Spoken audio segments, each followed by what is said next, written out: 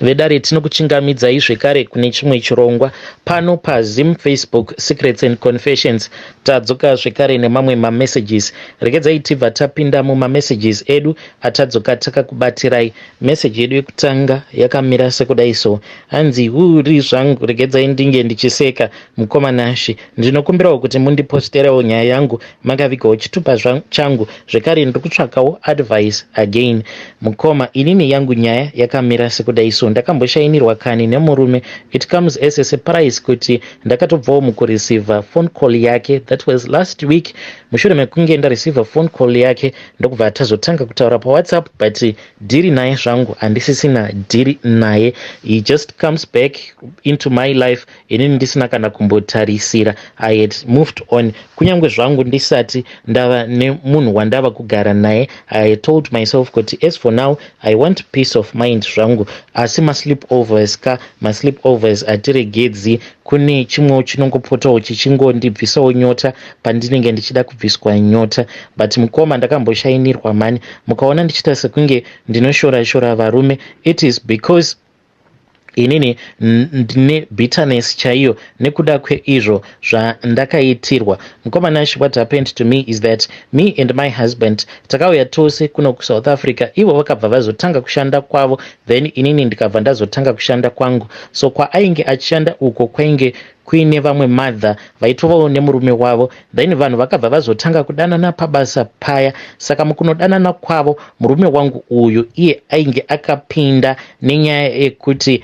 I do not love my wife and ndikuda kutomudhampa like zvamanje manje. Saka vaya vakabva vabhilivha kuti zvose zvavainge vachiudzwa chainge chiri chokwadi. Ivo nedzungu ravo vakabva vazoramba wavo murume. Vakati varamba wavo murume ndokubva vazotanga manje kuchipa wangu murume pressure yekuti chiramba mukadzi. Apa wekwangu uyu ainge asati aita decision yake, akazotoita decision zvezvo zvekuti mukadzi uyu one day akatongofona akamira pagate akati ndauya ende ndatouya kuzotogara newe, ndafunga kuti unge uchitongoita barika. Saka iye manje hameno zvavaiitirana ikoko, because akabva azosarudza girlfriend yake over inini. Ndakarwadziwa kani mukomanashi because zvinhu izvi zvakaitika zuva rakacheka nyika. Ndakatanga ndichakanda mabhegi panze, but kana vanhu mukoma vachinatsokurakidza kuti vanodanana, wega unodzikama zvekuti unosvika pakumadzorera mabhegi emurume. Zviya zvekudzinga murume mukoma,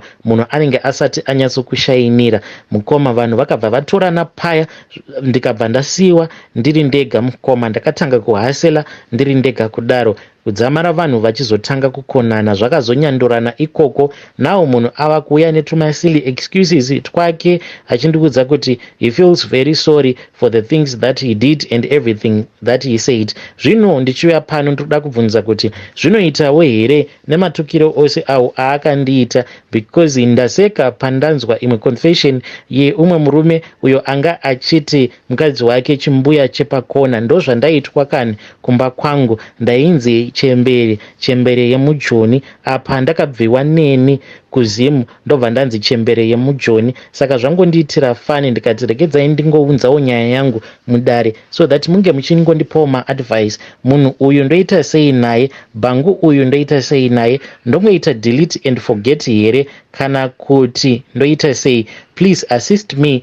ipapo. I am asking for advice. Kana kuti ndongotamba zvangu naye, ndongotamba nemafeelings ake paya pekuti anenge ava murudo, inini manje ndobva ndazomuburirawo nyowani. Kana kuri kunzi ndikawanawo umwe banglet anenge achindipromisa marriage, ndomudhampa ndichitonopinda mune imwe marriage. Please advise me. Ndekapika revenge kekuti kanganyatsokundinakira kana kuri kunzi ndafunga zverevenge.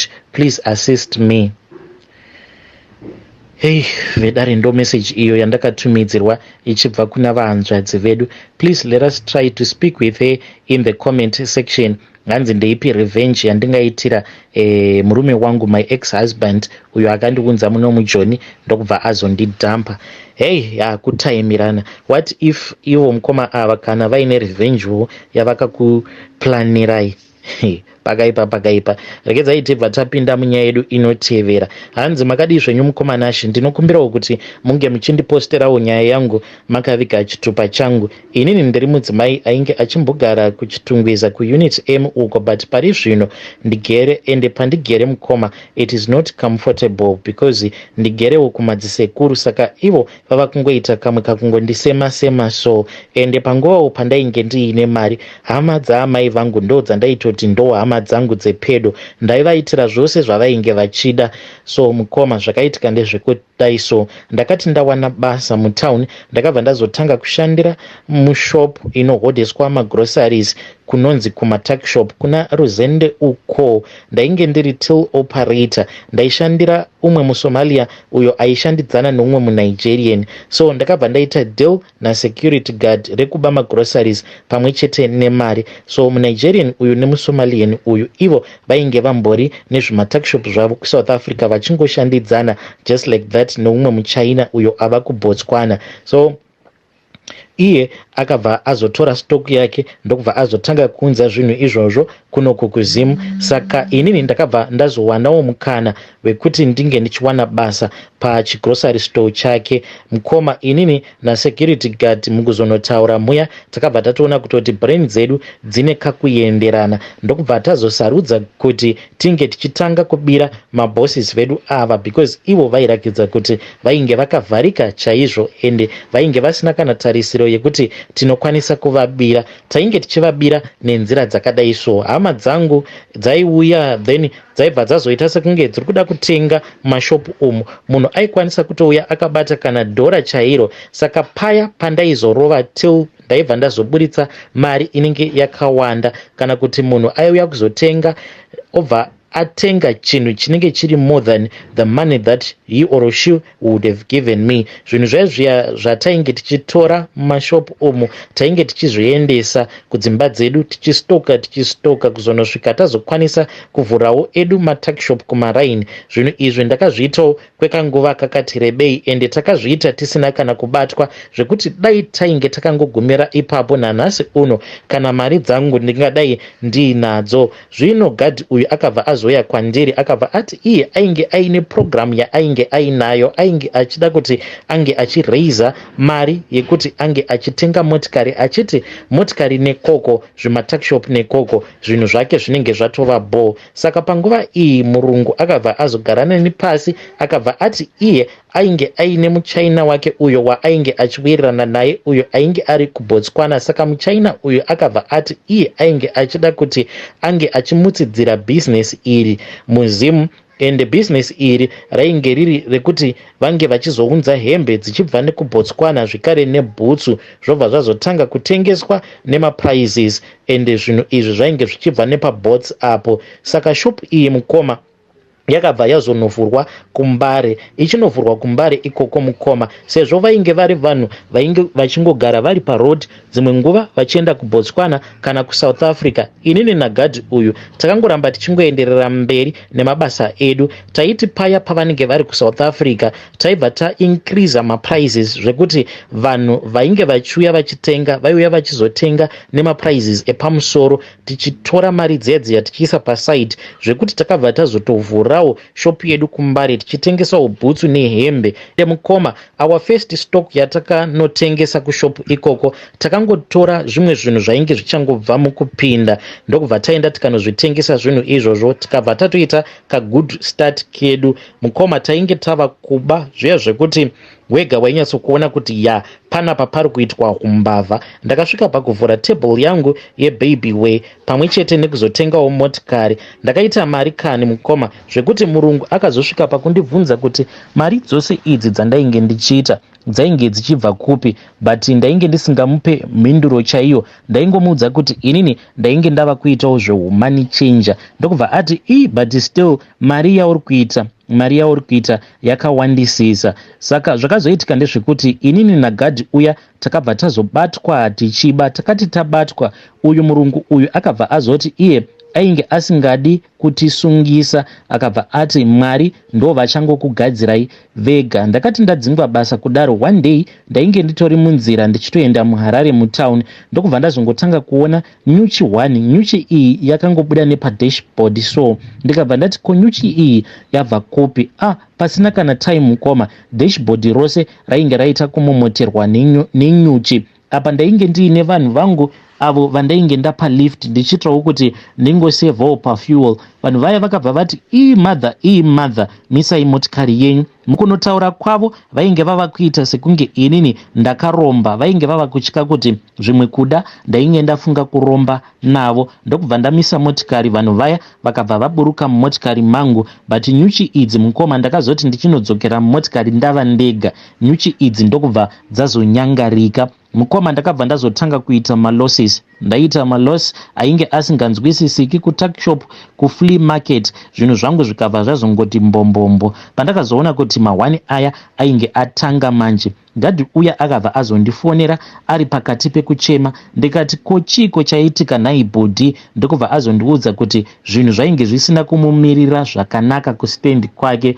Ndakamhanya mukoma nashe ndichinomuona ariko kustendi kuya. Apa chimwe chistructure chaainge avakako kustendi kwake, chistructure ichocho chainge chatopaziwa necity council. Akabva anzi mapepa ake awo aainge akabata ainge ari mapepa efake stand iyoyo yainge itori yeumwe munhu. Hana yangu yakarova mukoma nashi, ndikatoziva kutoti kana uyu hanzvadzi yangu uyu iye security guard uyu kana ainge atengeserwa stand yefake, zvichireva kuti neniwo ndainge ndatengeserwa stand yefake, because zvinhu zvedu zvatainge tichingoita tiri pamwe chete. Mukoma nashi ndakabva ndazofind out kuti neniwo ndainge ndakarohwa pasi petsoka, ndainge ndakatengeserwa stand ine mapepa efake. Zvinhu zvangu zvakabva zvazongonyura. Patakaona kuti zvinhu zvedu zvainge zvisisina kutimirira zvakanaka, ndo patakabva tazodzokera zvekare kune muchinda iyeye, tikabva tazotaura naye tichikumbira ruregerero. Asi chakatishamisa ndechekuti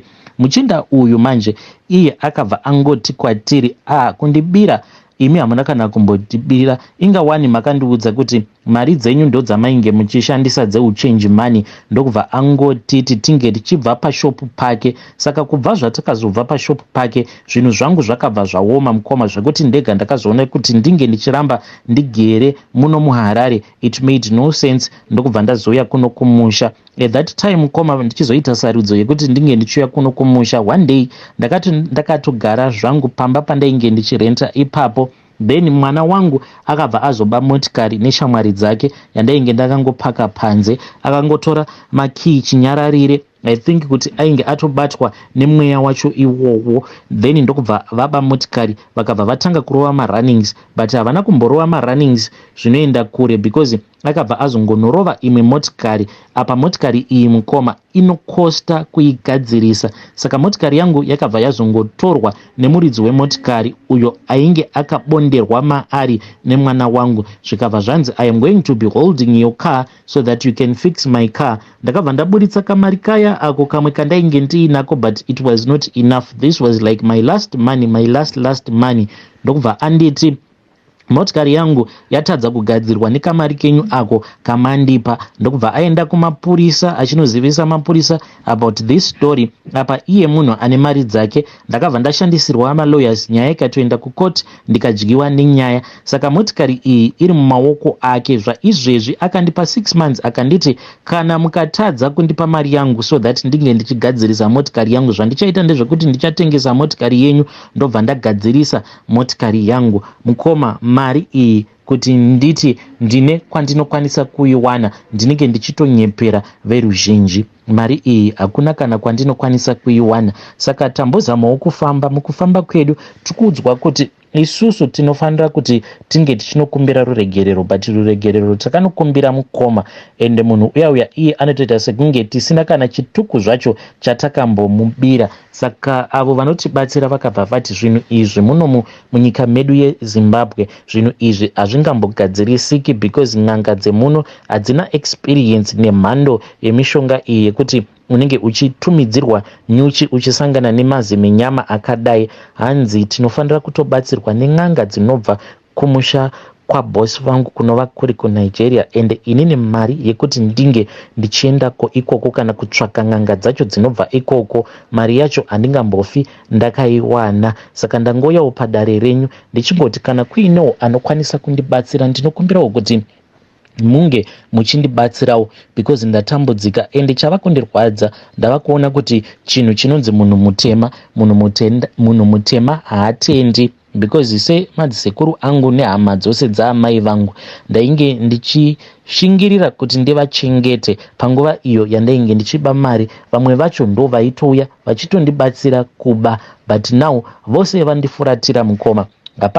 Hapachina achada kunzwa nezvangu. Ndinongoti kana ndikatanga kugunun'una vanobva vangonditi iwe nemari dzose dzawakabata waifanira wakaita something mani neupenyu hwako, but wakatadza kushandisa mukana. Ko ndaigoshandisa seiko mukana? Inini ndainge ndiri pakati pekuzvisimudzira zvekare nekusimudzira vedzinza rekwaamai vangu, ende ndakazvitsimudzira wani. Ndakatanga wani zvimatakishop izvi ndikasvika pakutenga motikari. Saka kusimudzira kwacho kwandaifanira kuzviita ndekupi? Because ndakainvesta, but nekuda kwemishonga iyo yandiri kushandisirwa zvinhu zvose zvakangosvika pakuti mbombombo.